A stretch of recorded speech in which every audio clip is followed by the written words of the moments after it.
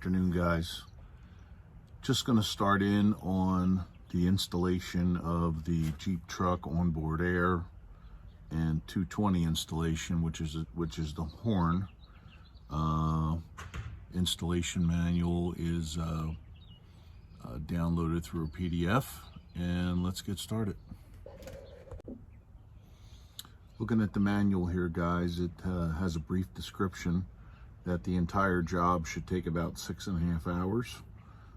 It tells you that the air compressor and the tank are going to be under the center of the vehicle, and the horns are going to be on the passenger side frame rail. They show pictures of where these items are going to mount, and then we get into some instructions. Looks like the first portion of the installation is going to be some bench assembly, so we're going to gather the parts.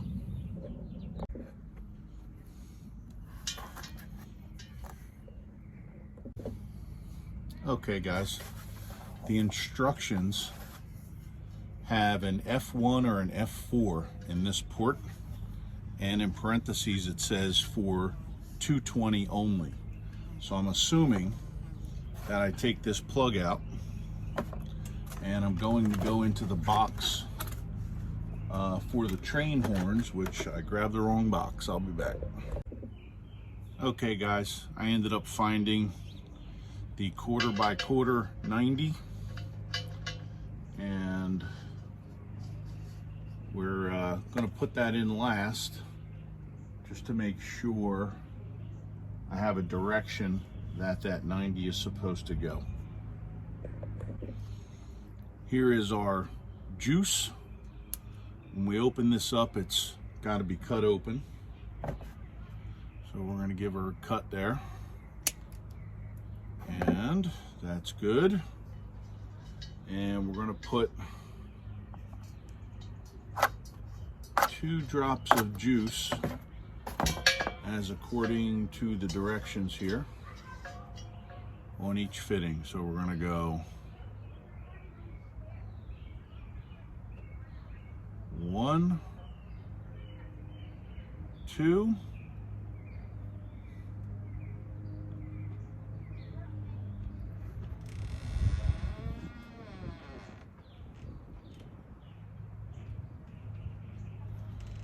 all right, then we're going to thread that in.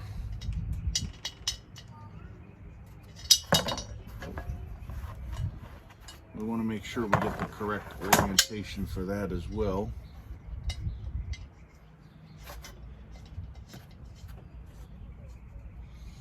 Grab our crescent wrench here, and according to the instructions, this should end up facing in the upward position there.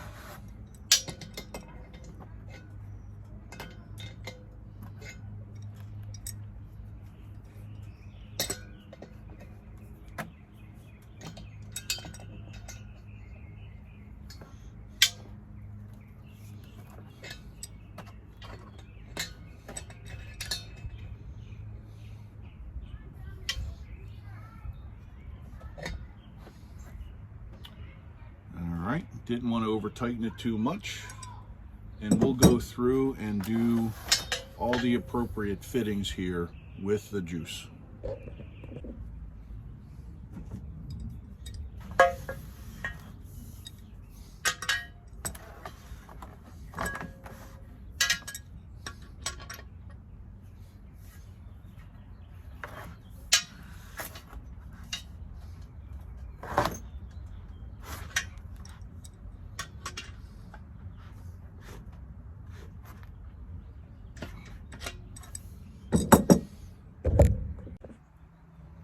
Okay, guys, I got all the fittings completed on the air tank, and we will move on to the next step.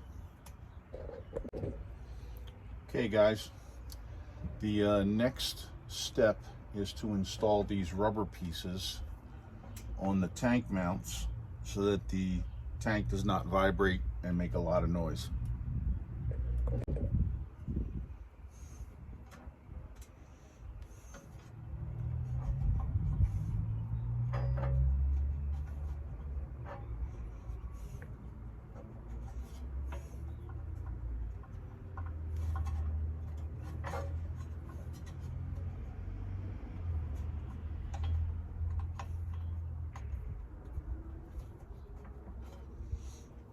One,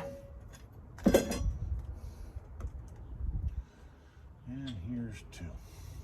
All right, that went pretty easy. Perfect. Let's see what's next. Okay, next, guys, these are going to be the straps that hold the tank in, and again, rubber. And according to the orientation, the rubber should be on this side of this strap here. Let's see how good this fits here. We'll do one side first, and we'll just curl this up to get this on here. A little bit of a pain in the butt, but it's going along.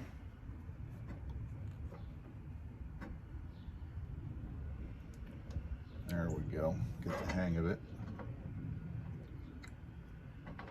All right. That went pretty smoothly.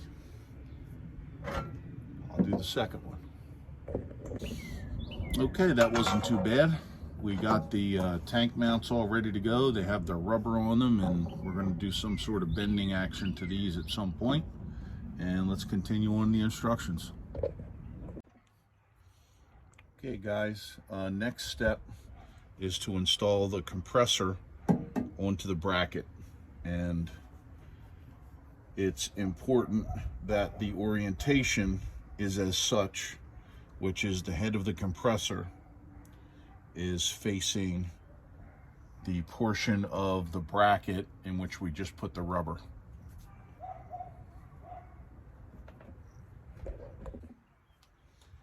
Okay, we got some 5/16 bolts that are going to go, nut and bolts that are going to go through here to mount the compressor to the bracket. All right, folks, just a little observation. We have lock washers on these, but I don't have any thread sealant here. So what I'm going to do is take a little dab of some silicone and get into the threads there, just as a precaution for vibration. There's going to be a lot of vibration in this area. Next, guys, the instructions have us removing the trumpets from the base. So let's try to unscrew one here.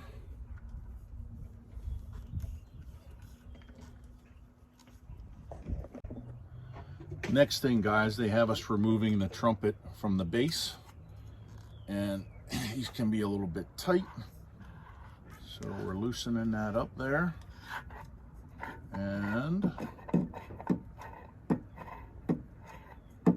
we have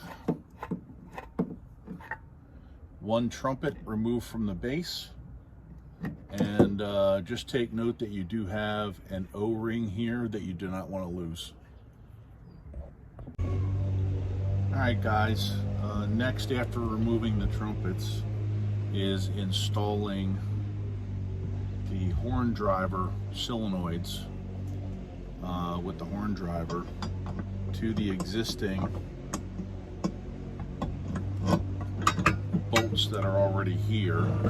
Just keep in mind the horns are going to be facing this direction.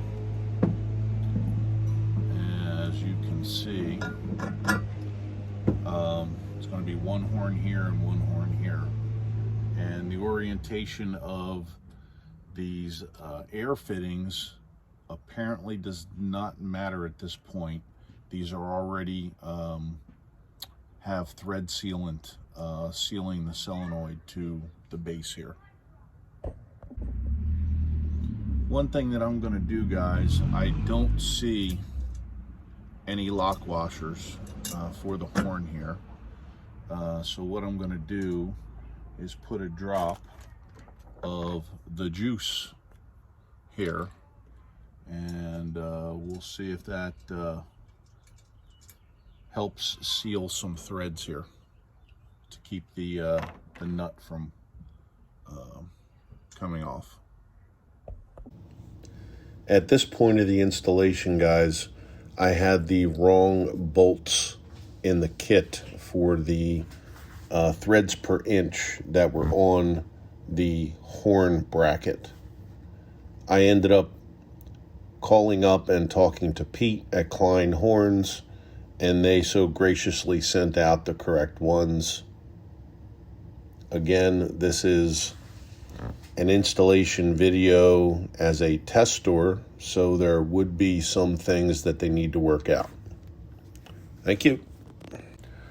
All right, guys, as you can see in these photos, I pre-wired and did the tubing for the train horn so that I can extend it out later.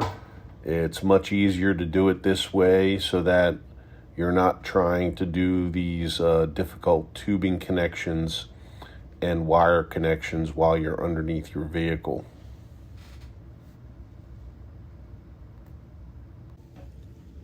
This is a photo of the location in which your train horn will be mounted underneath the vehicle. This is a plastic deflector that needs to be removed and will not be put back on the vehicle after the horn is installed.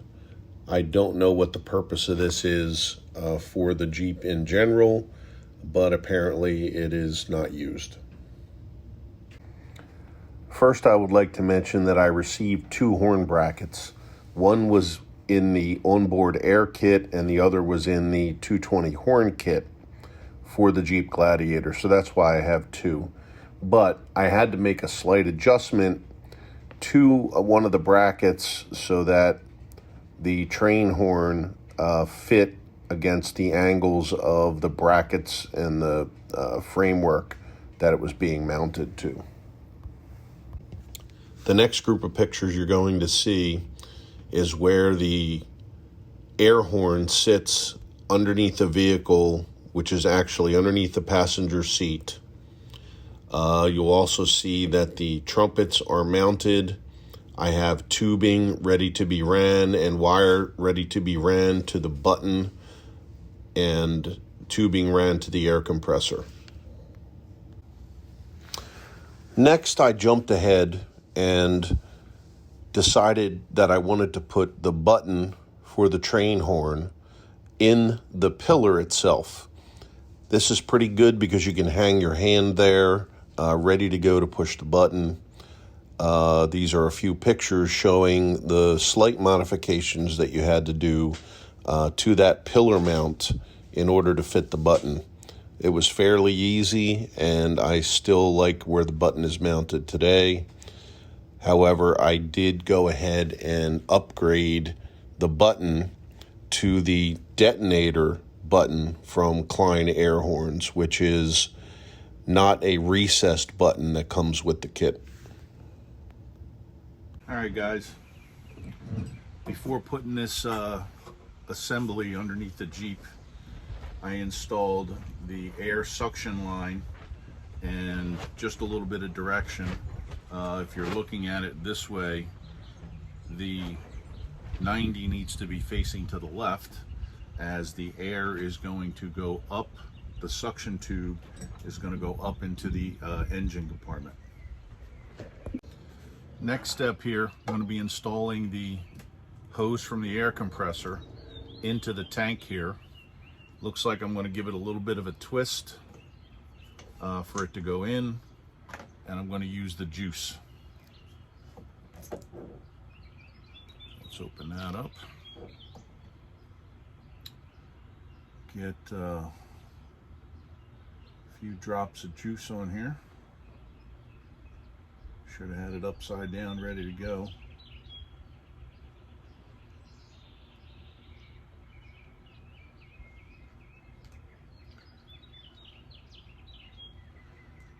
I'm probably using way too much, but just want to make sure the first set of threads is covered.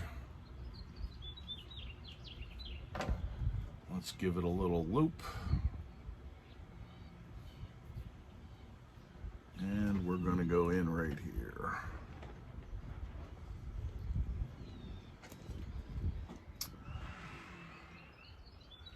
Okay, it says swivel fitting, but she's a little tight, so let's give her a little pre-installation swivel here.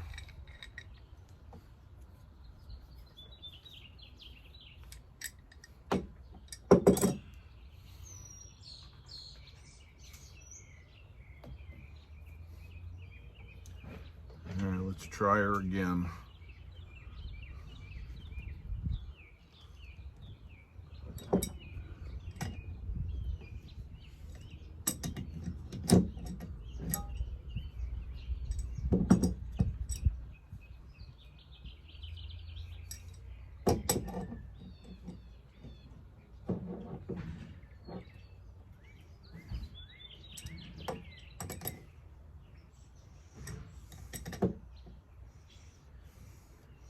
All right, good, she started there. Let's get her tightened in. As you can see, my loop ended up unlooping itself there.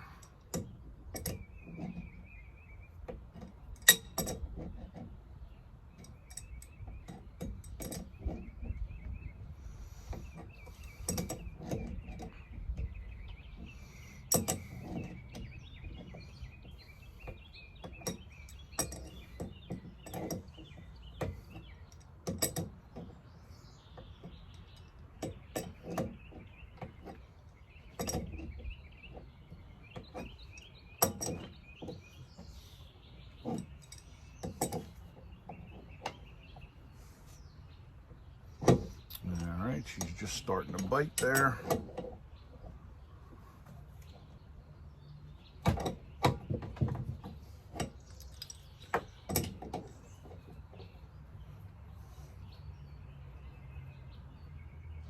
Okay. That seems good right there. All right, guys, I'm going to try to eliminate the number of these connections that I make underneath the Jeep.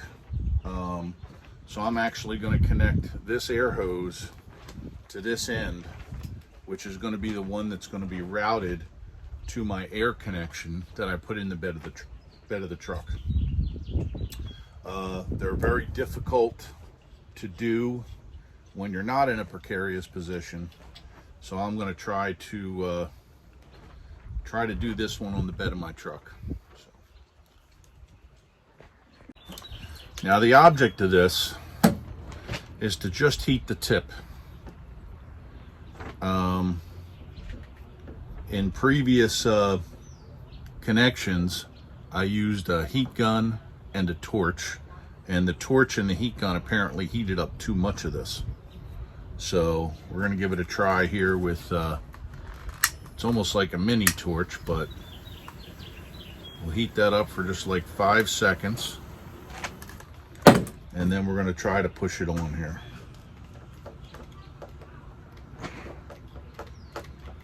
And that was the easiest one that I had so far. She's on, all we got to do is tighten her down. Alright guys, before I go ahead and stick the whole compressor assembly underneath, I want to make some pre-wiring items done. The pressure switch, a wire goes all the way back, an 18 gauge black wire goes all the way back to the relay. There's also the other line to the pressure switch goes back to the engine compartment to a switched circuit in the Jeep. Also, going back to the engine compartment is a red power wire from the compressor that's going to have a butt connector in it, which is going to house a large fuse. I'm also going to run a ground wire all the way back to my engine compartment. I just like to have all my grounds and everything in one place. This is basically saying that you have a ground wire from the compressor that will go and attach securely to a ground on the frame. So I'm going to avoid that one and go back to the engine compartment with it. All right, guys, in this next little short clip, you're just going to see some pictures of where the onboard air is mounted and the compressor and the tank. You're also going to see another shot of the horns installed. It's difficult to be under the Jeep and trying to videotape at the same time, trying to muscle this whole assembly around, and it was not that difficult and not that heavy, just very awkward, and I did not have the Jeep up on the lift to be able to get a good video. But here are some snapshots. All right, guys. The next step is to find out where to place this fuse holder, and this basically is giving me a hard time.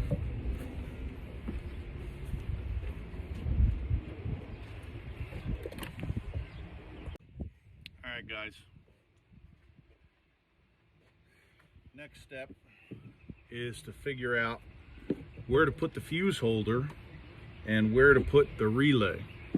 They're telling you in the instructions to put them on the firewall, which is possible, but the picture that's in the manual does not match this 2021 Jeep Gladiator. So just by trying to find a space, it looks like I can go here and then go here, but that's going to kind of interfere with the opening of the fuse box. So I'll keep you updated. All